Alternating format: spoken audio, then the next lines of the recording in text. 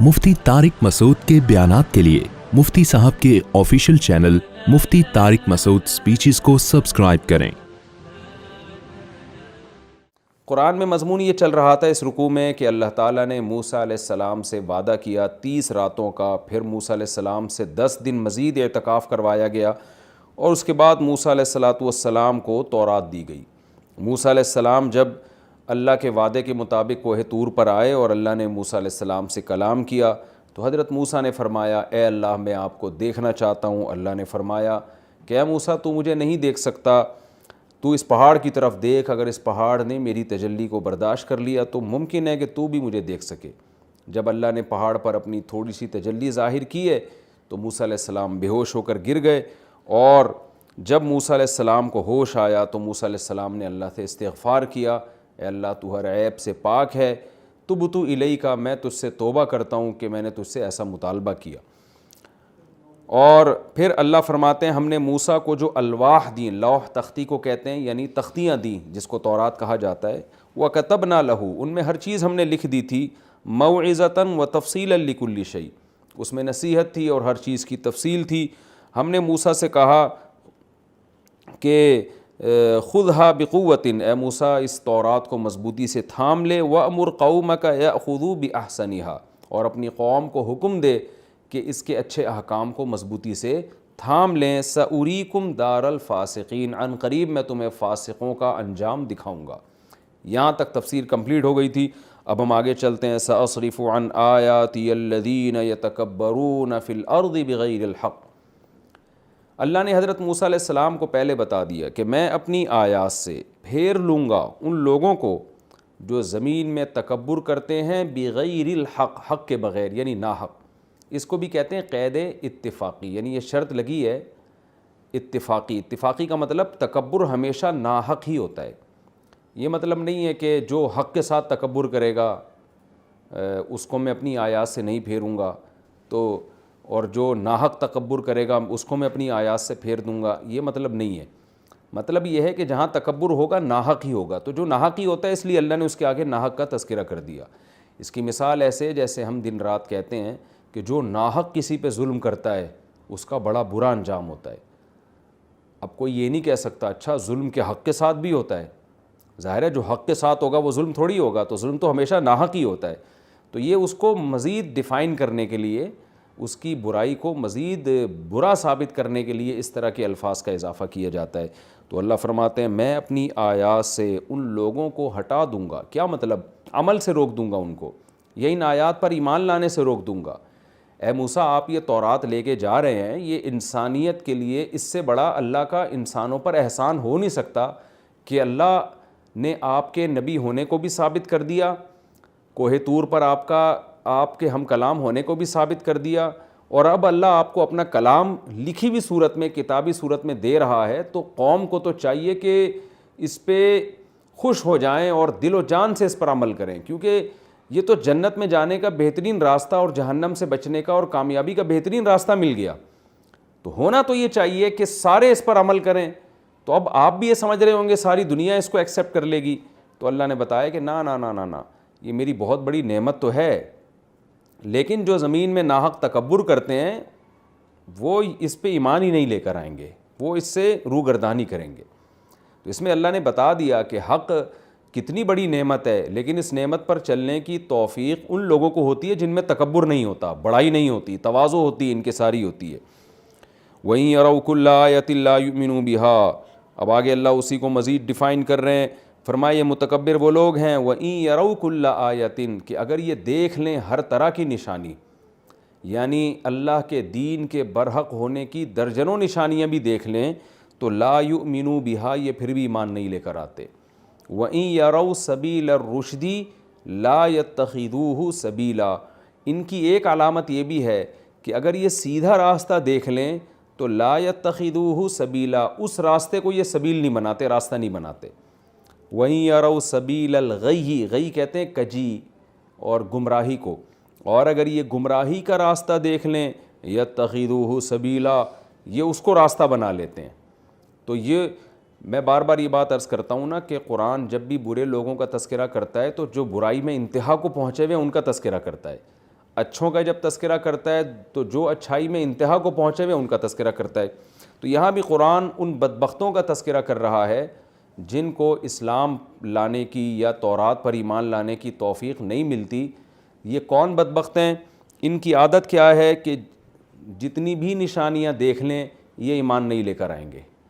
آج بھی ہمیں اس کا مشاہدہ ہوتا ہے. اور یہ سیدھا راستہ دیکھ لیں تو اس کو فالو نہیں کرتے, ہمیشہ الٹے راستے کو, یہ غلط راستوں کو یہ فالو کرتے ہیں.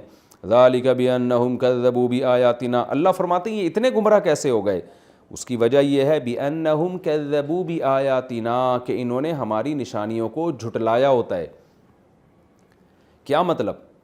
کہ جب ایک نشانی دیکھ کے جھٹلا دیا, دوسری نشانی دیکھ کے انکار کر دیا, تو پھر انسان ایسا گمراہ ہوتا چلا جاتا ہے کہ وہ اس اسٹیج پہ پہنچ جاتا ہے کہ اس کے دل پہ مہر لگ جاتی ہے, اور ایسی اسٹیج پہ پہنچ جاتا ہے کہ پھر اسے غلط راستہ صحیح اور صحیح راستہ غلط لگنے لگتا ہے.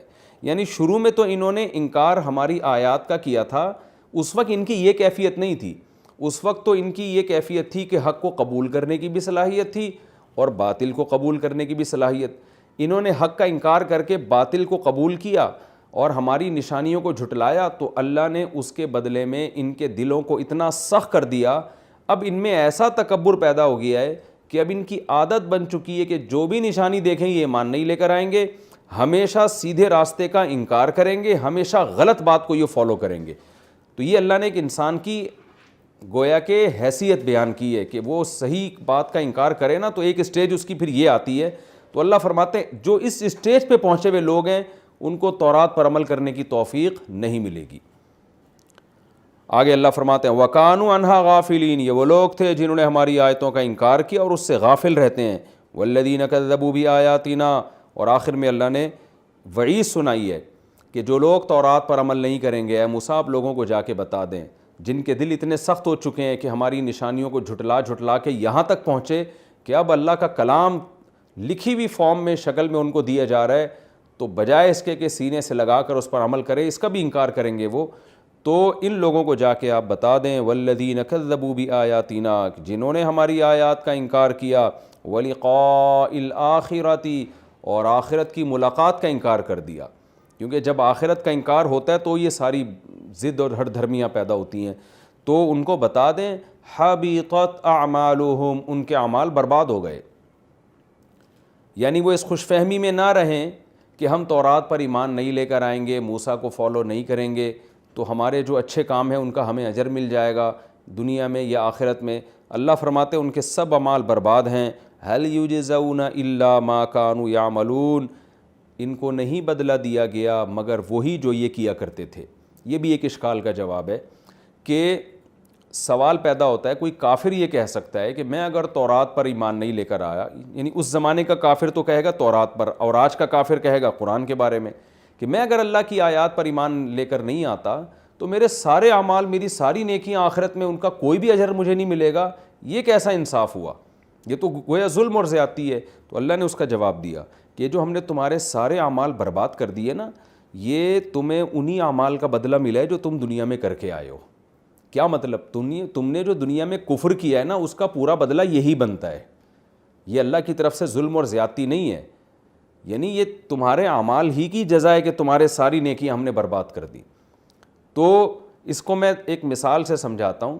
جیسے ایک شخص کسی ملک کا, کسی ریاست کا باغی ہو, اسٹیٹ کو مانتا ہی نہ ہو وہ, تو اسٹیٹ اس کو اچھے کاموں پر کبھی بھی انعام نہیں دے گی, وہ تو بلکہ اس کو باغیوں میں اس کا شمار کرے گی.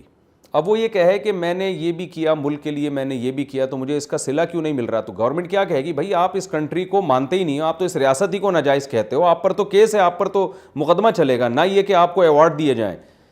تو جو لوگ اللہ کی حکومت کو مانتے نہیں ہیں, اللہ کے دین کو, اللہ کے پیغمبروں کو مانتے نہیں ہیں, تو قرآن کہتا ہے یہ اتنے بڑے مجرم ہیں کہ ان کی نیکیاں کا وزن ایسے ہے جیسے راکھ کا ڈھیر ہوتا ہے. کرامادن, قرآن کہتا ہے کہ ایک پہاڑ ہو راکھ کا, ایک ہوا, ایک معمولی سی پھونک اس پورے پہاڑ کو اڑا دے گی. تو دیکھنے میں لگتا ہے بہت زیادہ, اس میں وزن نہیں ہے. کیونکہ وزن اس لیے نہیں ہے کہ اعمال کا بدلہ دینا اللہ نے ہے اور آپ اللہ کو مانتے ہی نہیں ہو. تو اللہ کہے گا جس کے لیے کیا اس سے بدلہ لے لو, میرے لیے تو تم نے کیا ہی نہیں, نہ آخرت کو تم مانتے تھے, نہ تم آخرت پر یقین رکھتے تھے، تو آخرت میں حصہ تو ان لوگوں کا ہے جو آخرت پر یقین رکھتے تھے۔ اس کی مثال ایسے ہے جیسے حضرت عائشہ رضی اللہ تعالی عنہ نے نبی سے عرض کیا، یا رسول اللہ، آپ کے چچا ابو طالب آپ کی اتنی خدمت کیا کرتے تھے، کیا اس کا اجر ان کو ملے گا؟ تو حدیث کا مفہوم ہے، نبی نے فرمایا انہوں نے اللہ سے یہ دعا کبھی نہیں مانگی، لا تخزنی یوم یبعثون، کہ آخرت میں اللہ مجھے رسوا نہ کرنا۔ تو مطلب یہ ہے کہ ان کو آخرت کے لیے تو یہ سب کچھ نہیں ہو رہا تھا، تو اس لیے تو دنیا میں جو کچھ انہوں نے نیکیاں کی، تو آخرت کی جس کو فکر ہوگی اس کو آخرت میں اجر ملے گا، اور فکر بھی وہ جس کو اللہ نے فکر قرار دی ہے۔ اگر کوئی شرک کرتا ہے اور کہتا ہے میرا آخرت پر ایمان ہے، تو یہ ایمان بھی معتبر نہیں ہے، اس لیے کہ وہ یہ سمجھتا ہے کہ اللہ کے سوا بھی کوئی خدا ہے، تو اللہ آخرت میں اس سے کہے گا کہ تو جس کو میرے ساتھ عبادت میں شریک کرتا تھا آج بدلہ اسی سے مانگ تو آخرت کا ایمان وہ ایمان جس کو اللہ اس کے رسول صلی اللہ علیہ وسلم نے معتبر ایمان قرار دیا ہے۔